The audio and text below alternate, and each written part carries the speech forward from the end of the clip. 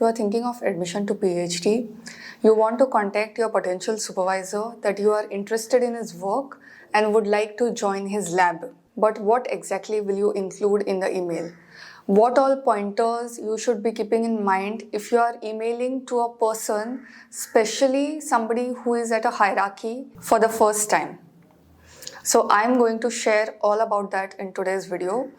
Hi, hello, my name is Aatiya. Welcome to PhDpreneur, where I speak about PhD mindset, wellness, and research. As a content creator in the academic space, I get a lot of emails asking for help related to PhD admission, related to several things. Sometimes some mails really come across as rude.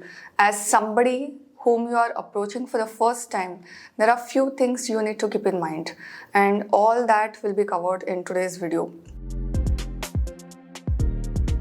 Today what I'm going to speak about is the technique of cold emailing. So what does a cold email mean, and why is it called cold rather than hot? Because you are emailing somebody whom you don't know at all. You are emailing for the first time just to build a connection. And this is specifically important in research because you may require help of several people during your research as well as when you are thinking of taking admission to PhD. So in such cases, you need a template, you need some guidance so you don't miss out on the opportunity that you have just created for yourself. All the professionals, including your potential supervisors, check their emails every now and then. So in a day, in multiple times, they will check the email. So if you land at the inbox at the right time and the message is really crisp, lovely, and it's professional at the same time, then you have the opportunity to work with that particular person. Your first impression, if you're not meeting that person, then it's always by what you write. And you want to make sure that you don't miss out on anything important. At the same time, you don't include what is not important. Few things you need to keep in mind before you start with this process. I'll tell you step by step how to go about it, the different parts of a cold email. At the same time, I will give you a template, which even if you have zero experience, you'll be able to go ahead with it.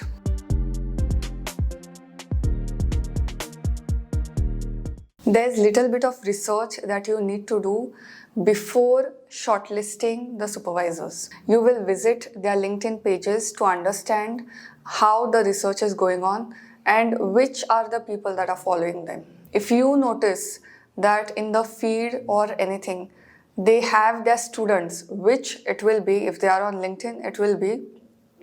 In such cases, it's best to also send mails to their students, their current students, their ex-students, whatever students. Then you can shortlist the research supervisors by a particular institute. So say for example, you are applying for Indian Institute of Science, Bangalore. Then suppose you are interested in neuroscience field, then under neuroscience department, you can check which are the faculties and which are the research fraternities which are there. And in such cases, it will help you to get an overall understanding. And I would suggest, while cold emailing, not just limit yourself to a particular person. Everyone in neurosciences gets an email from you. The other mistake that students make is that while writing an email, specifically while writing a cold email, what we tend to do is we tend to focus on what benefit we will get. So if I work in your lab, I will get research exposure. What the other person will benefit? Why should the other person care about your benefits? You don't know the person. The other person does not know you. It is a strictly professional email. Then why aren't we saying things that the other person will benefit? Everyone is looking for their own benefits. Nobody is here to serve you. Your benefit is a byproduct. The tone of the email should be, these are my skills. This is how it is going to benefit you and your organization. And this is something that most people miss. And as a content creator, when I look for people for certain opportunities, then in such cases also, I would like somebody to email me with the thought that how the other person would benefit.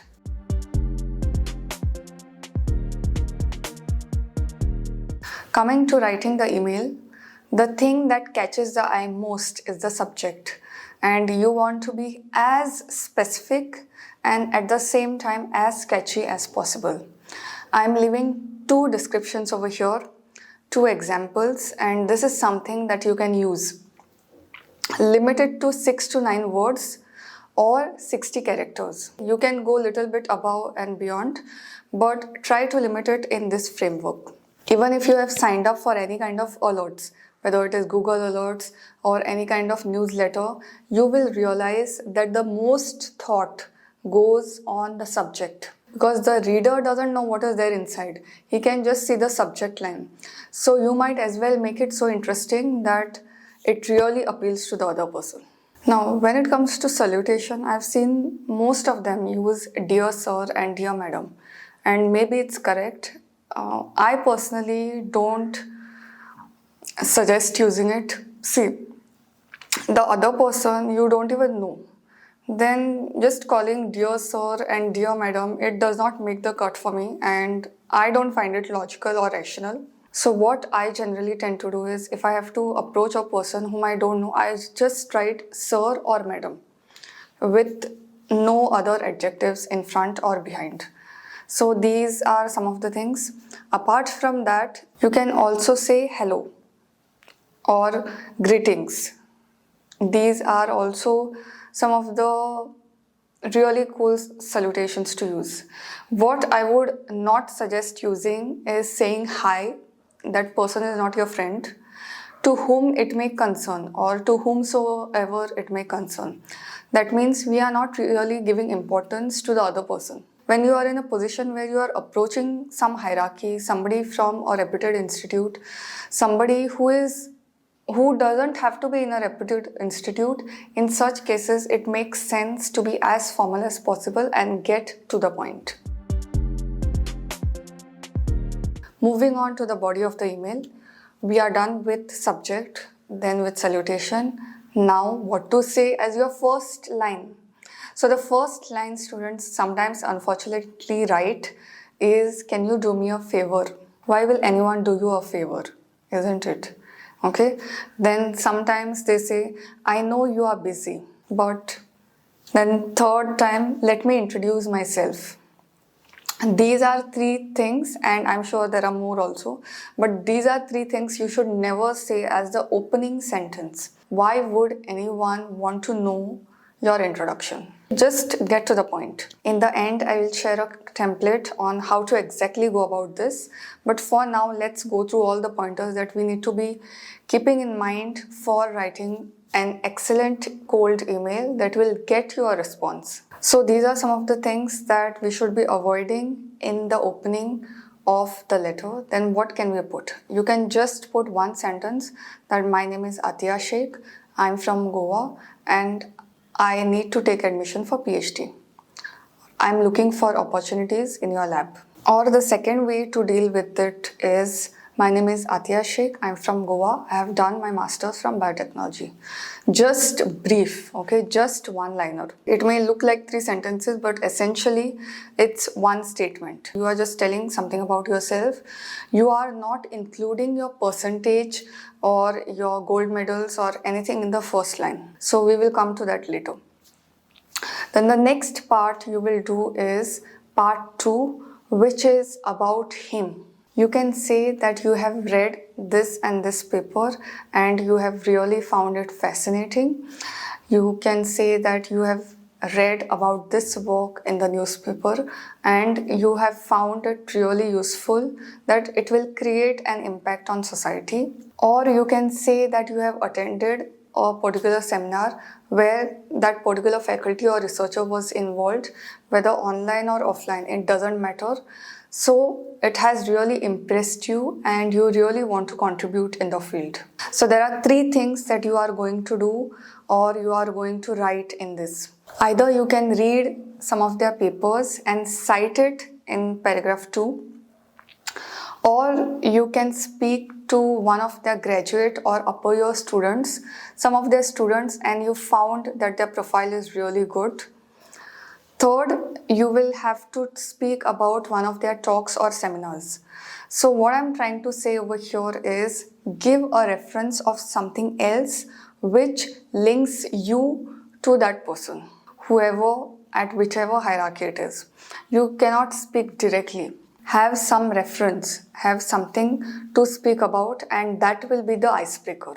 Be specific while explaining why you are interested in that research. Part 3 will have your work and your accomplishment. Like, say, suppose you are applying for research, then many of them don't have net. So if you have cleared net, then you can mention this. If you have got a gold medal, then you can mention this.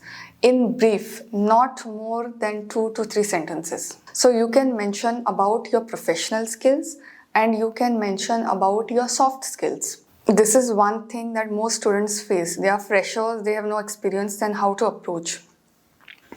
Then get the focus on some project you have done, get the focus on extracurricular activities you have done, which will help in this particular research. So something that you have done which will really help you get in that lab. So you can focus and elaborate on that instead of saying that you are a fresher.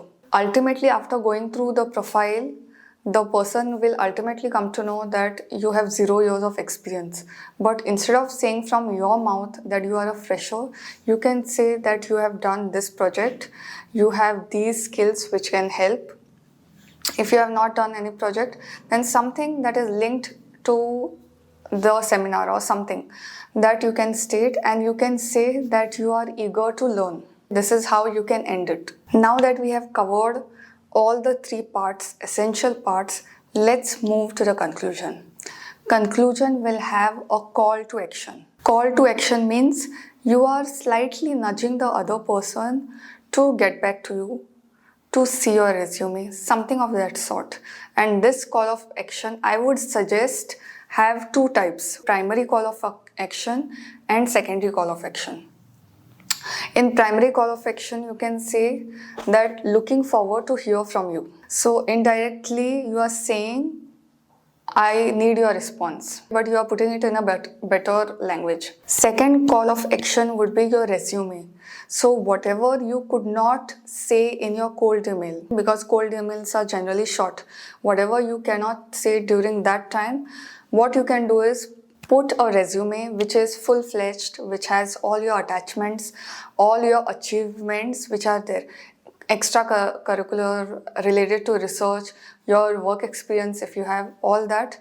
Put that as a secondary call to action. Do have a look at my resume attached below. If you have any publications, patents, or anything of that sort, then you can attach that also as a secondary call to action. Your primary call to action would be asking for a reply. Secondary call to action would be attaching your achievements. Now, what I would suggest is, if you are staying in India or if you are mailing somebody from India, select a time zone like from 8 a.m. to 10 a.m. And my personal preference is 8 a.m. because most of the offices and most of the people, they are in their labs by 9 a.m. and they get busy. So I personally feel that whenever I have emailed at 8 a.m. or 8 to 8:30 like that, I have got good responses, because before the day puts load on that person, you have just managed to capture that person's attention. So what you can do is, Gmail has a scheduling option. You don't have to be near your computer. You can just schedule the mail, and I'll see if I can put the screen recording of that on the screen. Rains have started in full force in Goa, so just bear with me if there are any fluctuations in lighting or anything. The next thing that you will do is follow up. Just sending one email doesn't mean that you are going to get a response. Today you sent an email. For 7 days you are going to wait. The next follow-up would be in 3 days. And after that, the next follow-up would be after 4 days. So 7, 3, 4. That is how you are going to send emails. And all these emails, the subsequent emails, you are going to send as reply to the same email, not as a fresh email. These are some of the really important things that you will bear in mind while approaching somebody whom you don't know, and especially your PhD supervisor.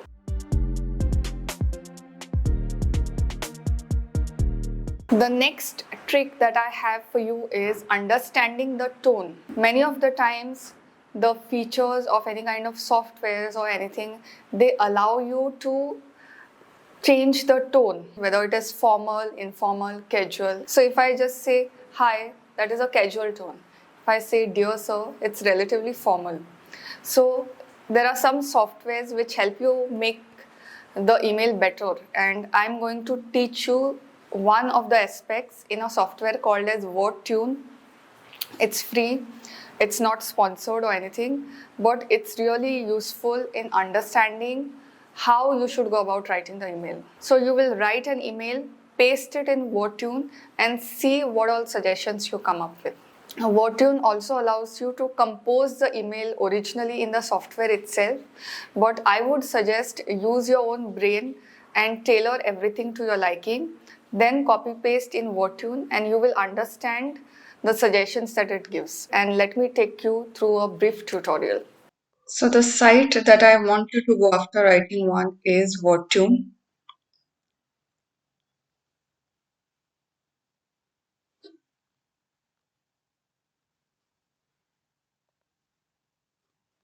You will paste everything, copy it from here, paste it over here, and get started for free.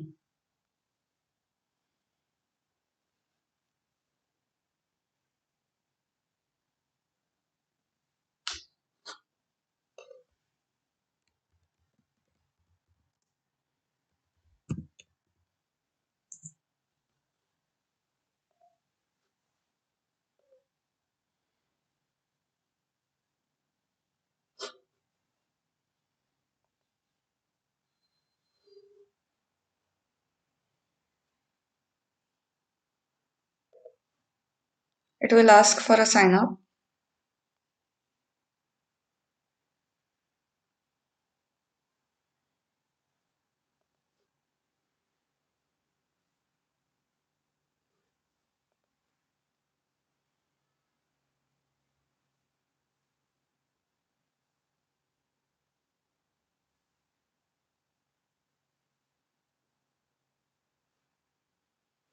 And it will ask you some prompts. You can just skip it.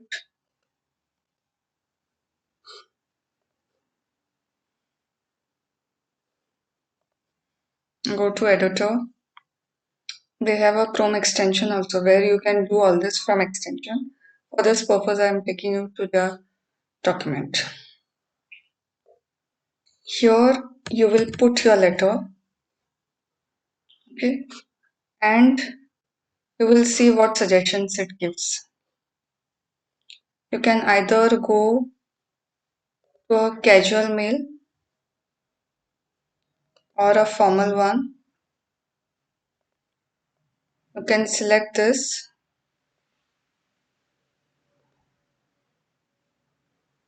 and click on this. There are several suggestions. You can select this,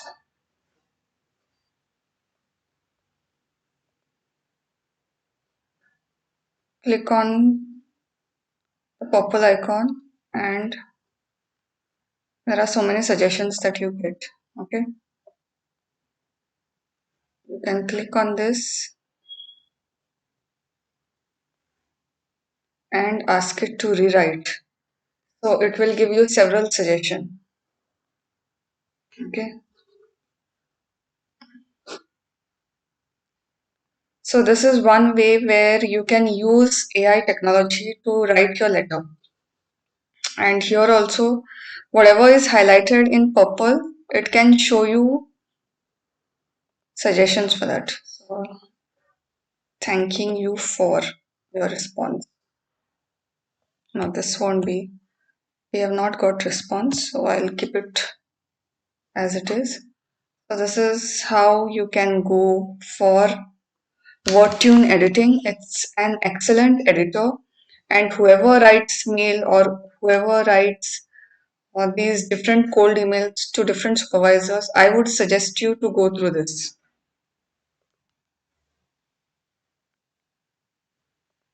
Okay, so this is one way. It's completely free. You don't need a paid version.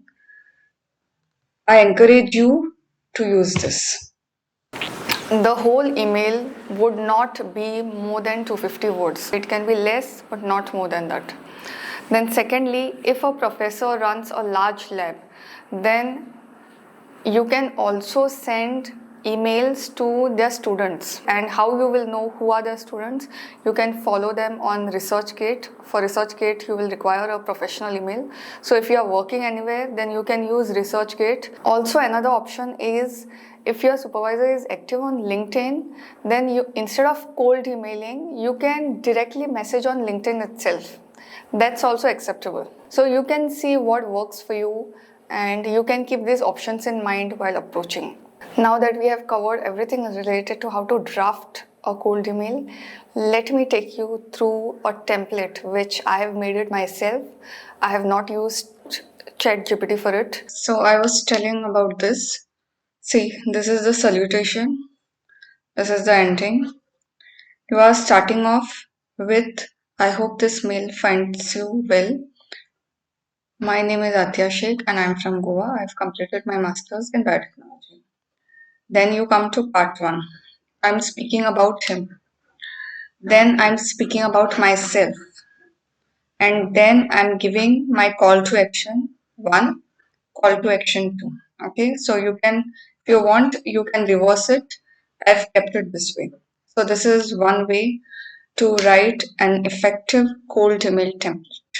I will leave a link for this in the description box if you want to copy it. And you can really use it to tailor your own requirements. So with that, it's a wrap. Till the next time, bye.